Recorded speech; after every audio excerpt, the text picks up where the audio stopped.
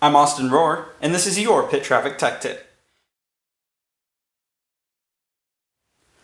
Now obviously the first thing you need to do is take off your clutch cover, which I've already done to save time here. It's a couple 8mm bolts all the way around the outside, unless you have a quad that doesn't have a clutch cover, in which case you're going to have to remove the right side case. For that I suggest looking at your manual. Now once you've got the clutch exposed, you're going to need one tool and one tool only in almost every situation, and that's a 10mm socket, and if you have one, an electric impact gun. So all you're going to do is get on here and just start backing these guys out. And so this one's actually come all the way loose, so I'll pull it out. And it's pretty simple. You just have a bolt, a washer, and a spring. You're going to want to save all these. You don't know if you're going to need them or not. You for sure need the bolts. You never know if you're going to want to go back to stock springs if you're buying harder springs. Or if they're still good, you can always reuse them later. It's always good to have them. Now what you can do is take your pressure plate off, and sometimes that's going to pull a lot of your clutch with it. So it comes off really easy. Just got to get this last little guy out of here. Okay, so that takes out the majority of them. Then we're going to take the steel out here.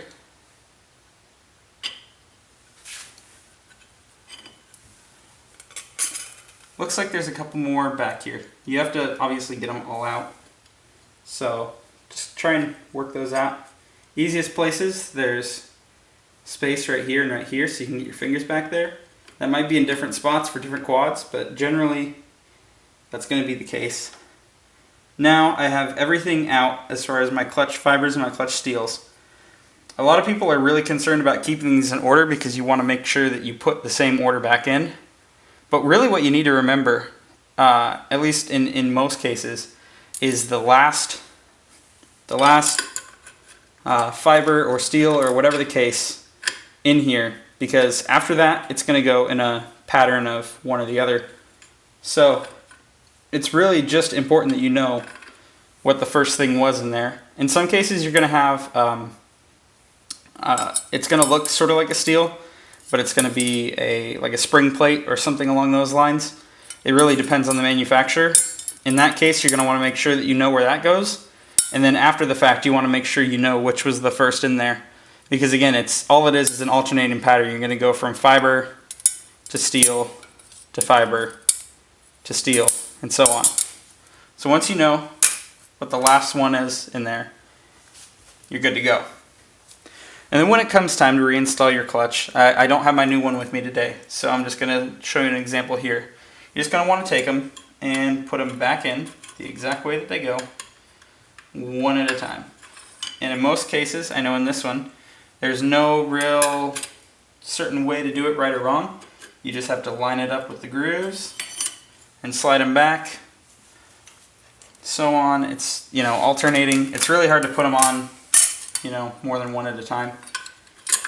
And the important thing is that you need to make sure that you've let these soak in oil for at least 24 hours. Okay, so this is almost on here.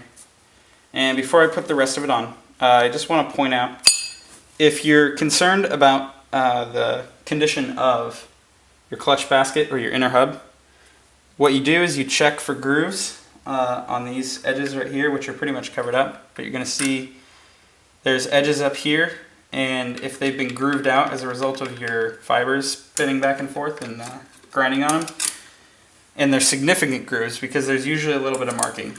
And then the inner hub is the same way. You're just going to want to check and make sure there's no major grooves on any of these edges, and that the edges still have their sharpness to them.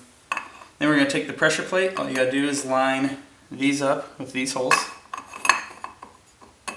And make sure your bearing and all that's in here.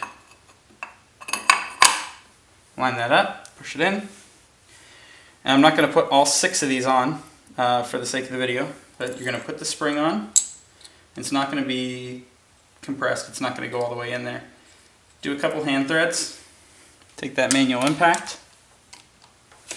I'm going to just hold my spring right here.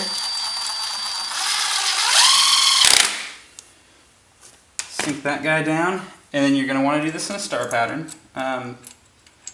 Doesn't necessarily make a difference, but it's always good just to make sure that you apply pressure evenly. So we're going to work this down here. And then from there you'd want to go here to here, here to here. Finish up that star pattern. Make sure they're torqued down according to your manual. And there you go, your clutch is ready to go. Make sure to throw a new gasket on there unless the one that you had was in good enough condition that you felt was worthy of saving. Just whatever you do not put silicone on there, because in this case I'm still getting it off of mine. And that's it. You've now changed your clutch and you're ready to ride again. It's super simple, like I said. Don't be afraid of it, and make sure to check out Pit Traffic for more. PitTraffic.com has everything you need and more, from race reviews to event info, interviews, product tests, tech tips, and a vast archive of info, including riders such as Bo Barron, Colt Brinkerhoff, and the legendary B-Mart. That's PitTraffic.com.